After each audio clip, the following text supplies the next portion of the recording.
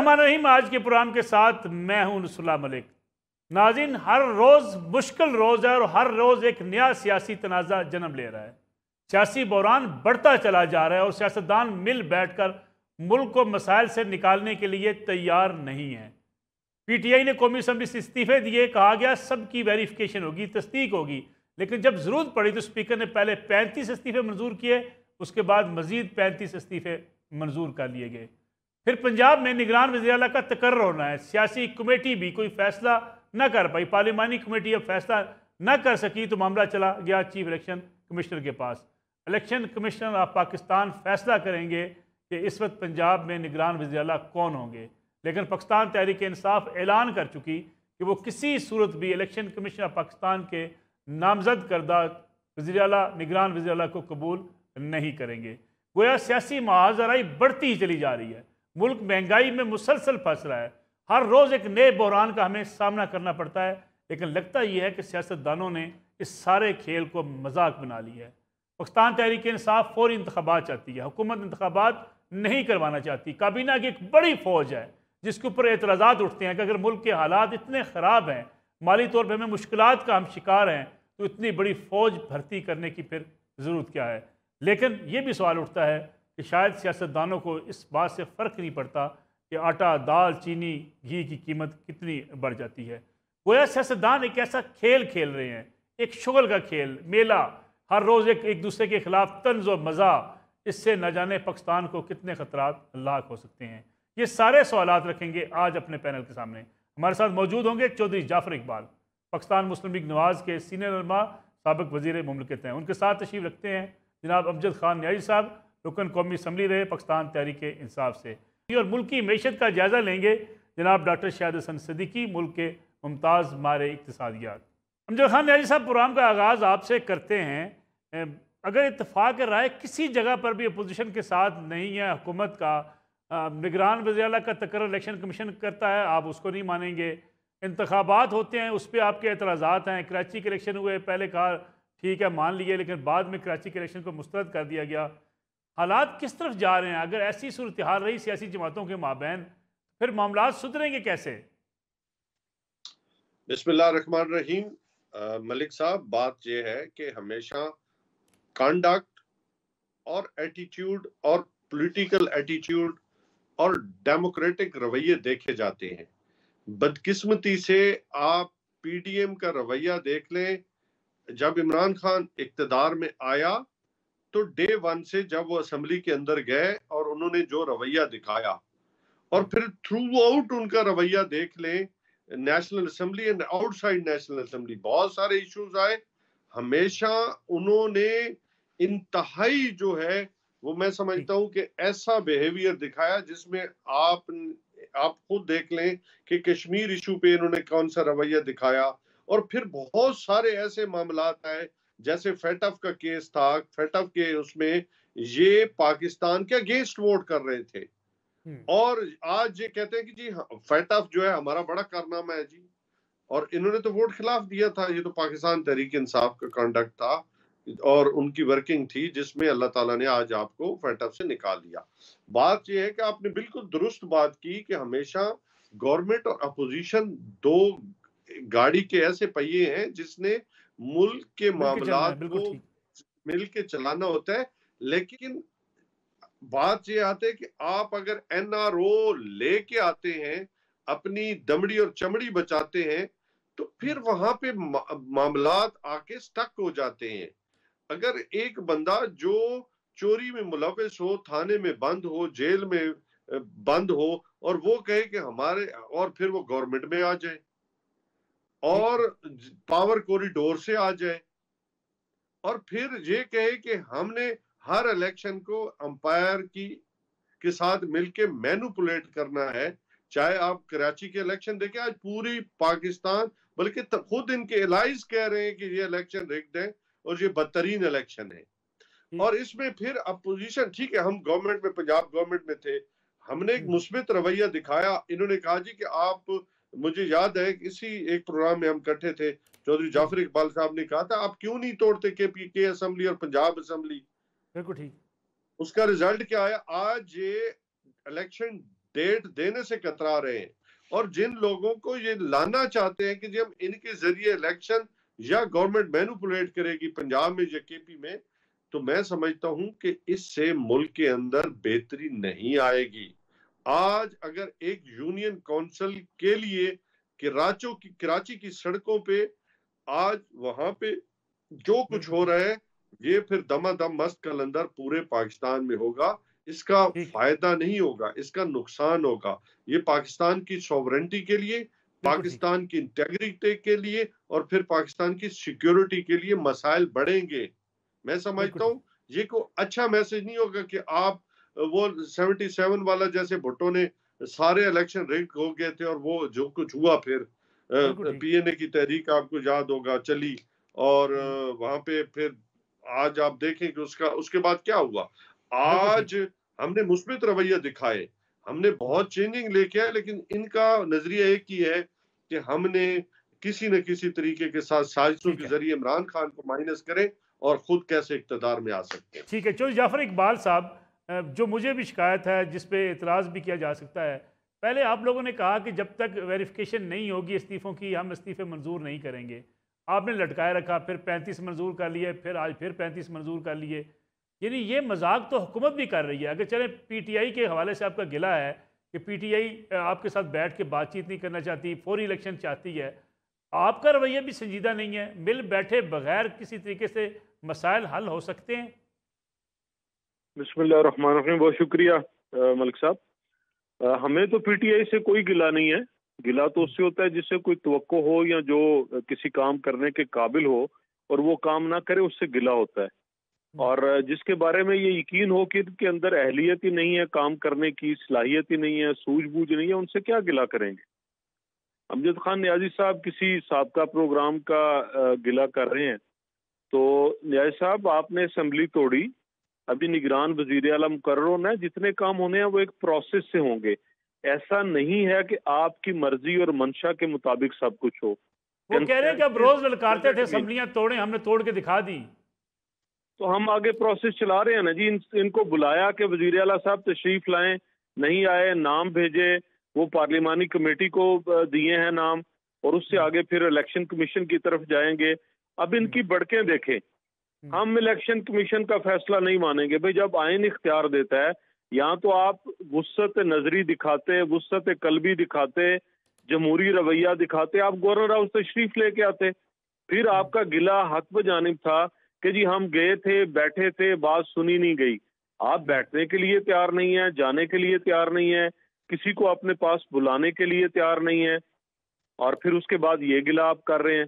जहां तक आपने कौमी असम्बली के इस्तीफों की बात की कि मंजूर कर लिए गए, मलिक साहब बहुत सारी बातों पे बहुत सारी आरा हो सकती हैं, लेकिन एक बात पे मुझे बतौर सियासी वर्कर एक पाकिस्तानी यकसुई है कि इमरान खान साहब सिवाय तकरीब के, चाहे वो अपोजिशन लीडर हो चाहे वो वजीर आजम हो, आपने पाकिस्तान की तारीख में कोई वजीर आजम नहीं देखा होगा जो सीधे रास्ते से असम्बली में ना आए कि ऑपोजिशन लीडर से हाथ ना मिलाना पड़े, वो वुज़रा की कुर्सियों के पीछे से गुजर के आता है। आपने नहीं देखा होगा कोई ऐसा वजीर आजम जो कोरोना के ऊपर स्पीकर की बुलाई की मीटिंग में अपनी तकरीर, अपना भाषण सुना के चला जाए।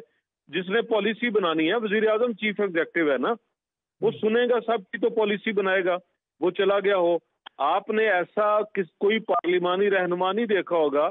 मैं और मेरा भाई अमजद नियाजी 5 साल 13 से 18 इकट्ठे रहे हैं, मुझे कोई एक पार्लिमानी रहनुमाओं की मीटिंग, बिजनेस एडवाइजरी कमेटी जो है उसकी मीटिंग, या कोई भी जो स्पीकर साहब की जेर सदारत हुई हो, कोई मुश्तरका इजलास ऐसा हुआ हो, तुर्की का सदर, चाइनीज सदर, इंडोनेशिया का प्रेसिडेंट, कि कभी इमरान खान साहब तशरीफ लाए हों और उसका हिस्सा बने हों, कभी भी नहीं।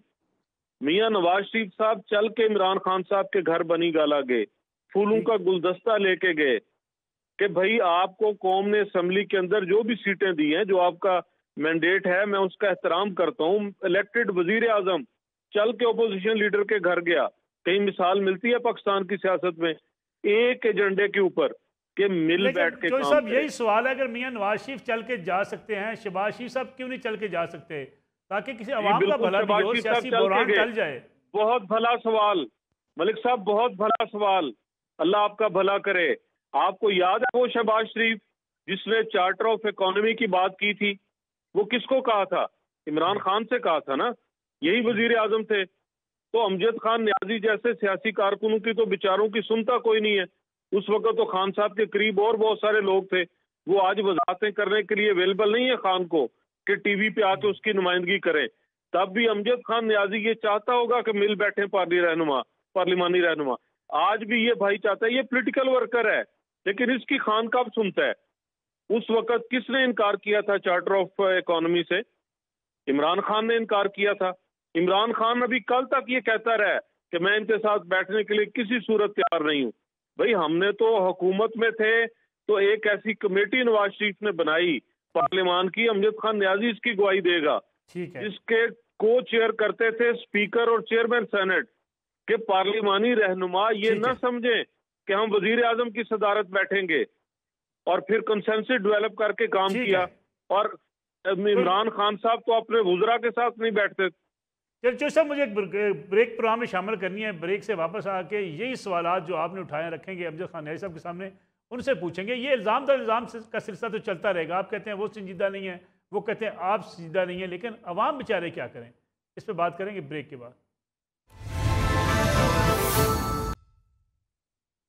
प्रोग्राम एक बार फिर खुश आमदीद। अमजद खान न्याजी साहब जो सवालात उठाए हैं, जो जाफर इकबाल साहब ने आपके सामने रख देता हूँ, वो कहते हैं आप संजीदा नहीं हैं, चार्टर ऑफ मईशत की बात हमने की, मियाँ नवाज शरीफ चल कर गए जो है वो बनी गाला इमरान खान साहब के पास। ये एक दूसरे के ऊपर इल्ज़ाम तो लगते रहेंगे, लेकिन निगरान वज़ीर-ए-आला मिल बैठ कर आप तय ना कर सकें, कौमी असम्बली के इस्तीफ़ों पर आपका इत्तेफाक नहीं है। मेरा सवाल तो अपनी जगह पर अब भी मौजूद है कि फिर अवाम इस सियासी बहरान से कैसे निकलें। आप एक कारकुन हैं, आप हल्के से इलेक्शन लड़कर आते हैं, जीत कर आते हैं, आपको बखूबी अंदाज़ा है कि लोग कितने परेशान हैं। जिस मुल्क में सियासी बहरान हो वहाँ सरमायाकारी नहीं होती, दुकानदार पैसे नहीं लगाता, गुर्बत महंगाई बढ़ जाती है। मलिक, आपकी बातें बिल्कुल दुरुस्त है कि लोग परेशान हैं, इसमें कोई शक नहीं है। लेकिन असल चीज ये है कि अगर आप अपनी चमड़ी और दमड़ी बचाने की बात करें, आप अपने केसेस छुड़वाने की बात करें, अपने आप को मावराए आइन समझें, अपने आप को ब्राह्मण समझें, या अशराफिया की लिस्ट में लेके जाएं कि हमसे पूछ गछ ना हो, तो हम आपके साथ हर ताउन करने के लिए तैयार हैं। मसला यहीं पे आके स्टक हो जाता था कि आपका जो पर्सनल वेंडेटा था, आपका पर्सनल एजेंडा था उस वक्त की अपोजिशन का, बदकिस्मती से इनके सामने वो एक ही था। काश के ये सामने चार्टर ऑफ इकोनॉमी की बात करते थे, लेकिन जब बैठे गए तो इन्होंने फेटअप के ऊपर 34 अमेंडमेंट्स इन्होंने हमारे सामने रखी कि ये आप नैब का जो कवानीन है इनको बदल दें, तब हम आपके साथ आते हैं। बात अगर आप मुझे इजाजत दें, सॉरी टू इंटरप्ट यू, यानी जो नैब के हवाले से मौकफ था पीएमएल-एन का, वही मिलता जुलता पीटीआई का मौकफ था। आर्मी चीफ को जाके कराची बिजनेस कम्युनिटी से मिलना पड़ा, नैब तंग कर रही है। इमरान खान साहब ने बल्कि एक दफा कहा था ऐसे नहीं था। चंद चीजें ऐसी थी जिनको हम समझते थे कि इनको अमेंड नहीं होना चाहिए था। हाँ, कुछ चीजें ऐसी थी जिनमें हमें बिल्कुल हमारी कोई शक नहीं है कि उसमें बेहतरी आनी चाहिए थी। उसमें ये नहीं होता था, लेकिन ये तो कभी नहीं होता कि हर बंदे को जो बड़े से बड़ा डाकू है उसको मादर पिदर आजाद कर दिया जाए। ये नहीं था। ये बदकिस्मती से ये जो पोर्ट्रे किया जाता है कि जी हम तो आज क्यों हम सुप्रीम कोर्ट में फिर क्यों जाते? अगर हम उन सब चीजों पे एग्री थे तो हम सुप्रीम कोर्ट क्यों गए? हमारा एक असूली मौकफ रहा है और रहेगा, जब तक इस पाकिस्तान के अंदर जजा और सजा नहीं होगी, पाकिस्तान आगे की तरफ प्रोसीड नहीं कर सकता। आज आपकी इकोनॉमी क्यों बैठ गई है? आज आपका जितना भी आपका ओवरसीज पाकिस्तानी है, पाकिस्तान में आज देखिए रोशन डिजिटल अकाउंट से लोग पैसे निकालना चाह रहे हैं, वो बंद कर दिए गए। लेकिन वो जो जिन लोगों ने आपको पैसे दिए थे वो आप पे बदइतमादी क्यों कर रहे हैं? आज आपके ऊपर ट्रेडर्स क्यों बदइतमादी का शिकार है? बिजनेसमैन आज परेशान है, उन्होंने आपको मतलब डेडलाइन दी है कि मार्च में अगर तक ये सूरत हाल ठीक नहीं रही तो यहाँ पे हंगामे फूट सकते हैं। आपको IMF ने रिफ्यूज कर दिया, आज सऊदीया ने आपको रिफ्यूज कर दिया ऑलमोस्ट। देखिए बात ये है कि आप आज जिस गवर्नमेंट जिस हालत में है कि जी हमने सीटों के ऊपर ही मरना है। देखिए बात सिर्फ इलेक्शन की नहीं है, बात बेसिकली पार्लियामेंट की सॉवरेंटी की है, बात आई रूल ऑफ लॉ की है, एक्चुअल ये इशू है। और तीसरी बात मैं करना चाहता हूं कि बात आजाद खारजा पॉलिसी की है।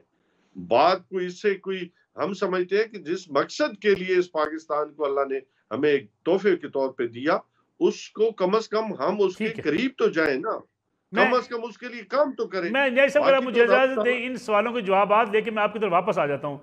तो जाफर इकबाल साहब, ये इंप्रेशन बड़ा बहरहाल ताकतवर हो चुका है कि आप इक़्तिदार में आए अपने मुकदमात ख़त्म कराने के लिए। नैब की तरामीम पर तहरीक इंसाफ राज़ी नहीं थी, आपने तरामीम की। ये इंप्रेशन क्यों है कि आप सिर्फ इक़्तिदार में आए इसलिए कि आपके खिलाफ मुकदमात थे, आप उसको ख़त्म करवाना चाहते थे? देखिए, अमजद खान नियाजी के पास ना तो अपनी हुकूमत की कारकर्दगी है, ना कोई मंशूर है। ये जितनी बातें अभी इन्होंने की हैं, आज़ाद पार्लियामेंट, इनका वजीर आजम कहता है कि मेरे अरकान असेंबली मेरे कहने पे असेंबली इजलास में नहीं आते थे, मुझे हवालदार और सूबेदार का सहारा लेना पड़ता था। इनका वजीर आजम जो भी ये आज़ाद खारजा पॉलिसी की बात कर रहे हैं, वो कहता है कि नैब को जनरल बाजवा कंट्रोल करते थे। इनका वजीर आजम ये कहता है कि फैसले कोई और करता था। तो भाई क्यों चिमटे रहे 4 साल उस कुर्सी से जिसके पास इख्तियार नहीं था? इसलिए चिमटे रहे। हीरे की अंगूठी चाहिए थी, हीरे का सेट चाहिए था, मलिक रियाज से जमीन लेनी थी इदारों के नाम पे, और वो जो इन्होंने अलीमा खान के लिए स्पेशल कानून बनाया था, मनी बिल लेके आए थे मलिक साहब। अमजद खान नियाजी का वोट शामिल है उस मनी बिल में। ये 2000 जो है वो 21 की बात है, गालबन 20 या 21 की। असद उमर साहब तब वजीर थे खजाना के। उस दिन 2 उन्होंने तरामीम की थी। एक ये कि अलीमा खान का जो केस है, जो साकिब निसार ने वापस भेजा था कि FBR का कोई ऑफिसर इसे हल कर ले, वो करप्शन नहीं बनती थी, वो जो शौकत खानम के पैसे लेके गई थी। और दूसरी तरमीम ये की थी कि जहांगीर खान तरीन का बेटा PSL मुल्तान सुल्तान खरीद रहा है, तो जो PSL की कोई फ्रेंचाइज खरीदेगा, टीम खरीदेगा, उसे टैक्स एग्जेम्पशन दी थी। ये इसलिए चिमटे रहे थे इक्तदार से। इनके पास इख्तियार नहीं था कानून साजी का, इनके पास इख्तियार नहीं था खारजा पॉलिसी का। तो भाई क्यों आपने 4 साल इस कौम के जाया किए? आप तब तोड़ देते असम्बलियां। अभी ये कह रहे हैं इनके पास सिवाय झूठे प्रोपोगंडे के और कुछ नहीं है। सऊदीया ने भी कह रहे हैं इनकार कर दिया। भाई किसने इनकार किया? अभी कल तो दुबई ने आपका 2 बिलियन जो है वो री रोल किया है। IMF ने आपका जो है जी ठीक है। मैं मेरे प्रोग्राम असल में टाइम बड़ा मुसाब बचा। अमजद खान नियाजी साहब, अब इल्जामात के आपके ऊपर लग रहे हैं, वो कहते हैं जी कि अलीमा खान को फायदा पहुंचाने के लिए जहांगीर खान ये वोट दिया था, अमजद खान नियाजी ने वोट दिया था जी नियाजी साहब। अच्छा, नसरुल्लाह मलिक, आज हाई कोर्ट में इन्होंने तोशा खाना की लिस्ट क्यों नहीं दी? आज वहां पे इन्होंने कहा कि जी दोस्त ममालिक नाराज होते हैं। क्या हमने कोई प्रोसीजर से हट के ये गिफ्ट खरीदे हैं तो बता दें। हमने FBR में इनका जमा नहीं कराया डाटा, फिर बता दें।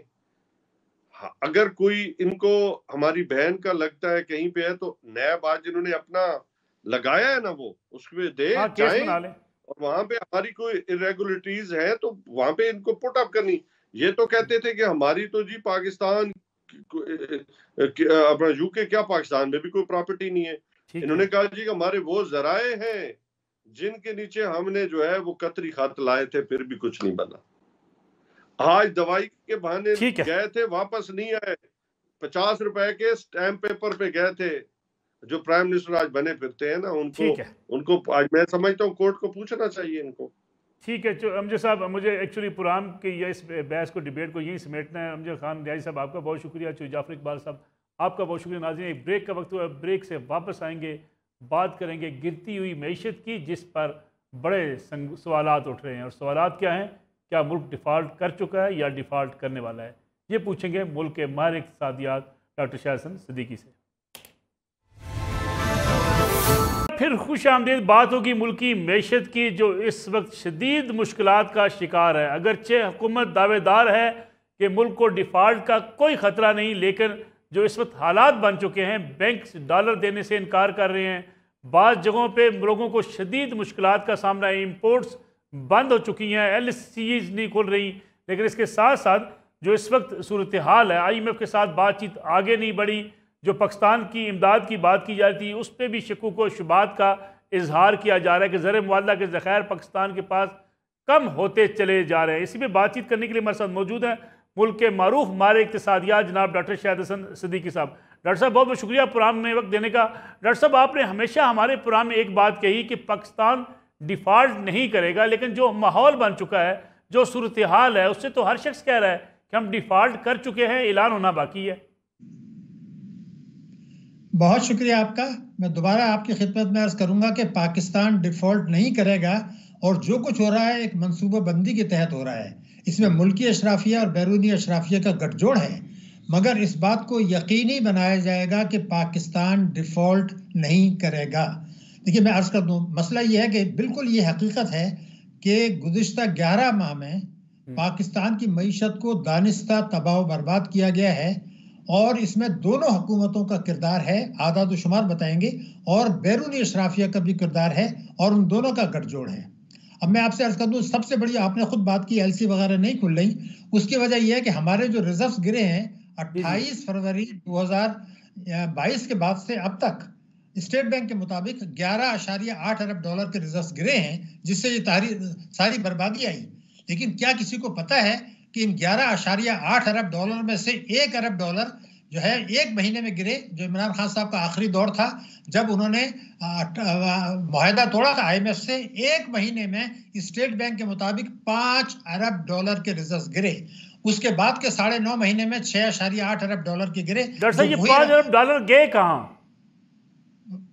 देखिए, बात ये थी कि उस वक्त जो सारी तबाही बर्बादी हो रही थी कि बेतहाशा इंपोर्ट्स की जा रही थी लोगों को नवाजने के लिए। उस वक्त बेतहाशा शरह सूद कम रखी गई थी और तरीन साहब और स्टेट बैंक और उस वक्त की हुकूमत में एक गठजोड़ था कि मालदार तबकों को फायदा पहुंचाया जाए, इंपोर्ट्स बढ़ा के जो है ना रुपए की कदर को जो है वो गिरने से रोक के फिलहाल रिजर्व को गिरा दिया जाए, ये हो गया। लेकिन 5 अरब डॉलर ये स्टेट बैंक की फिगर है, तो वो सिलसिला चल रहा था। इस हुकूमत के दौर में ये हुआ कि बहुत सुस्त रफ्तारी से हुए, लेकिन उन्होंने इंपोर्ट्स तो कम की, मगर उसके बाद सट्टेबाजी होती रही। और सबसे बड़ा जुल्म जो हुआ वो ये हुआ कि हुंडी हवाले के कारोबार को फरोग दिया। और सबसे बड़ा जुल्म जो पाकिस्तान के साथ हुआ, एक मुतवाजी मार्केट वजूद में आई जहां इस वक्त डॉलर का रेट 260 है। अब मैं आपसे बता दूं, ये गठजोड़ क्या था? IMF की सबसे बड़ी शर्त ये है कि आप अब रुपए की कदर को खुला छोड़ दें।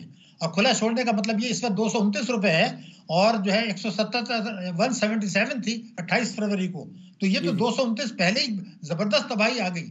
लेकिन एक जो हुंडी मार्केट, मुतवाजी मार्केट जो पाकिस्तान में कभी नहीं थी, वो वजूद में लाके उसको 265 तक पहुंचा दिया गया। अब IMF ये कहेगा जी ये आपका बेस है, अब आप इसको खुला छोड़ें और वहां तक जाने दें। तो वो जो 200 रुपए की बात डॉक्टर साहब की थी वो तो हो गई खत्म। अब ये बताइए कि जो मुल्क 70 अरब डॉलर की इंपोर्ट करता है, अगर रुपए की कदर को इस तरीके से गिराया गया और जिस तरीके से दानिस्ता IMF के प्रोग्राम को डिले करके उनके साथ मामला को तय करने में उनके साथ मुआहदे तोड़े गए, बार बार तोड़े गए, दोनों हुकूमतों ने तोड़े। उसके बाद 1700 अरब रुपए के टैक्स लगा के आपने उनसे किस्त ले ली। अब इस हुकूमत ने बार बार उनसे मुआहदा करके तोड़े। उसका नतीजा क्या हुआ कि मईशत को इतना तबाह बर्बाद कर दिया कि हर हालत में, हर कीमत पर या आप खुदकशी करें या IMF के पास शराइत माने। अब हम IMF की तमाम शराइत मान लेंगे।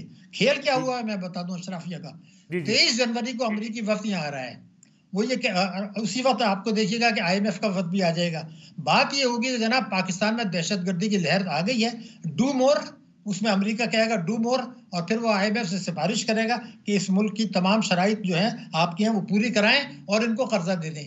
अब वो जो पूरी शराइत होंगी उसमें महंगाई चली जाएगी 35% पर। वो कहेंगे बिजली के नर्ख बढ़ाएं, गैस के नर्ख बढ़ाएं, पेट्रोल के नर्ख बढ़ाएं और इसी तरीके से रुपए की कदर को गिरने दें, और लेकिन शान अखराजात कम ना करें, टैक्स चोरी ना रोकें, मईशत को दस्तावेजी ना बनाएं। तो ये जो तबाही बर्बादी का गठजोड़ है, तो मैं आपको एक बात अगर बताऊं तो पाकिस्तानी कौम को भी पता होनी चाहिए, हमसे ज्यादा IMF बेचैन है कि पाकिस्तान IMF के प्रोग्राम से ना निकले। हमसे ज्यादा अमेरिका बेचैन है कि पाकिस्तान IMF के प्रोग्राम में रहें। मैं आपको सबूत दे सकता हूं कि तमाम हुकूमतें पाकिस्तान में कई दिहाइयों से ये कोशिश करती रही है कि हम IMF के प्रोग्राम में रहें, और एक वक्त ऐसा भी आया कि अमेरिका ने हमें मजबूर किया कि आप IMF से कर्जा लें, और एक वक्त ऐसा भी आया कि IMF ने कहा कि आप हमारे पास आए, हम आपको कर्जा देंगे। अब क्या उन्होंने ये सोचा कि इसको बिल्कुल तबाह बर्बाद कर दें और उसके बाद कर्जा दें, ये हिकमत अमली, ये गठजोड़ था। लेकिन अब इस हालत में पहुंचा है, IMF का कर्जा आपको मिल जाएगा, जनेवा के कॉन्फ्रेंस से कुछ पैसे मिल जाएंगे किस्तों में, दोस्त ममालिक से मिल जाएंगे, आलमी बैंक से मिल जाएंगे और एशियन डेवलपमेंट बैंक से मिल जाएंगे, फिर भी मईशत ठीक नहीं होगी, फिर भी मईशत बर्बादी रहेगी। डॉलर की कीमत रुकेगी अगर ये IMF से हमें पैसे मिल जाएं, दोस्त ममालिक से मिल जाएं? बिल्कुल नहीं रुकेगी। ये तय हो चुका है कि इसको गिराया जाएगा, बिल्कुल तय हो चुका है। ये एक मनसूबाबंदी के तहत हुआ है। जैसे मैंने आपसे कहा 23 प्रोग्राम IMF के हुए हैं 1958 के बाद से, और अब मैं आपको बता दूं शहबाज शरीफ साहब 23वें वजीर आजम है। तो अब जो खेल हो रहा है मैं आपको बता दूं, गिरेगी, रुपए की कदर गिरेगी। खेल क्या हो रहा है, जैसे मैंने कहा कि तमाम कर्जे दोस्त ममालिक से, वर्ल्ड बैंक से मिलने के बावजूद, IMF से मिलने के बावजूद मईशत ठीक नहीं होगी। मैं ये पूछना चाहता हूं कि 25 साल से तमाम हुकूमतें ये कह रही हैं कि हम स्ट्रक्चरल इस्लाहात करेंगे। अब आज जब ये पता मईशत तबाह हो गई तो ये कहा जा रहा है जनाब इलेक्शन कराएं। अरे खुदा के गजब से डरें, इलेक्शन के बाद क्या होने वाला है? वही होगा जो बल्दिया के बाद हुआ।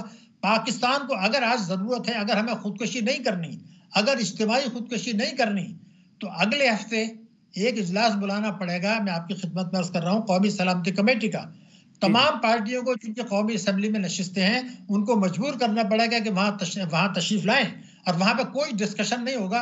उन तीनों पार्टियों का जो इख्तिदार में रही हैं उनके मंशूर के 4 नुकात उठा के स्पेसिफिकली मालिक दे, और उसको एक हलफनामा बना के उनके दस्तखत लें कि कोई आए कोई जाए वो उस पर अमल दरामद करेंगे, उसको कानून का दर्जा दें, और इलेक्शन जब भी हो उसमें एक हलफनामा डाल दें कि अब मैं जिस पार्टी की तरफ से आ रहा हूं उसने ये मुतालबात मंजूर किए हैं। अगर ये नहीं होते तो पाकिस्तान की मईशत को इतनी तबाही होगी कि मैं आपको बता नहीं सकता। कर्जे वर्जे से तो हम फंस रहे हैं। वो क्या होगा? पहला हलफनामा, वफाक और सूबे हर किस्म की आमदनी पर टैक्स लगाएंगे, एक मुकर्ररा आमदनी से ज्यादा। ये तीनों पार्टियों के मंशूर का हिस्सा है। दूसरी बात यह कि तवानाई के शोबे में इस्लाहात, और तीसरी चीज है कि तालीम और सेहत में मिनिमम 7.5% जो तीनों पार्टियों का है।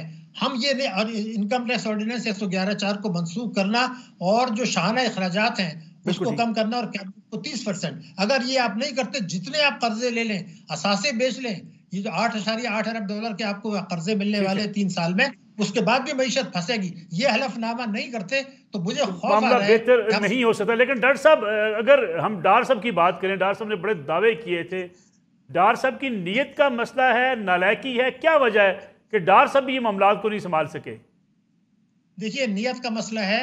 मैं आपको बता दूं, इस बिल्कुल वाज़ेह तौर पे बता दूं, डार साहब को ये पहले दिन पता था जब 27 सितंबर 2022 को आए थे कि अब IMF अपनी शराइत पर इसरार करेगा।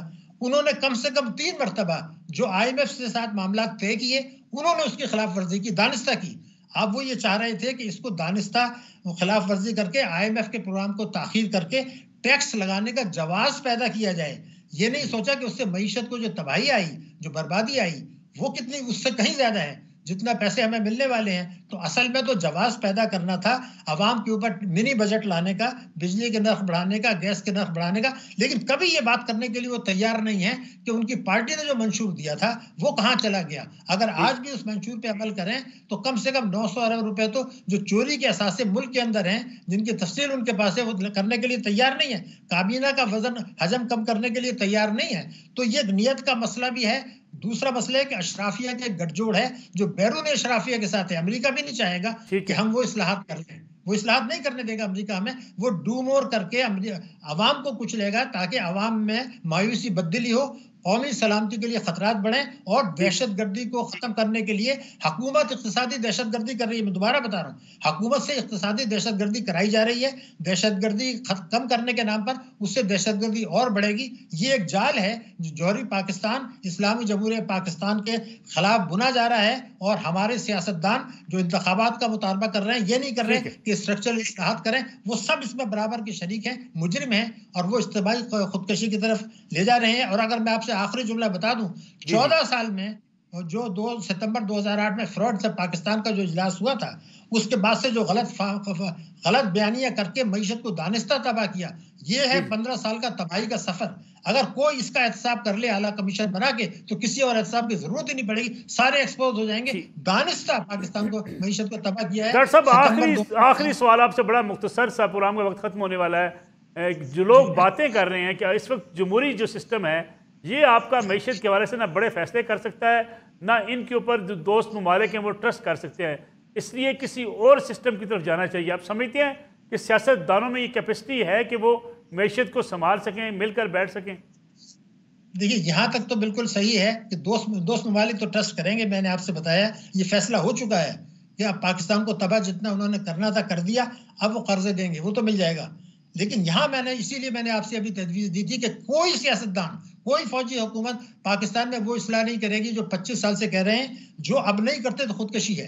इसीलिए मैंने आपकी खिदमत में अर्ज किया था कि कौमी सलामती कमेटी में ये हलफनामे बनाए जाएं। अगर ये आप नहीं बनाते तो हम अपने मुल्क को तबाही की तरफ ले जा रहे हैं, इज्तिमाई खुदकशी की तरफ ले जा रहे हैं। बिल्कुल वाज़ेह तौर पे मैं कह रहा हूँ। डॉक्टर शाहिद हसन सिद्दीकी साहब, बहुत बहुत शुक्रिया आपका प्रोग्राम में देने का। नाज़रीन, आज का प्रोग्राम था, इंशाल्लाह कल आपकी खिदमत में दोबारा हाजिर होंगे। इजाज़त दीजिए, अल्लाह हाफ़िज़।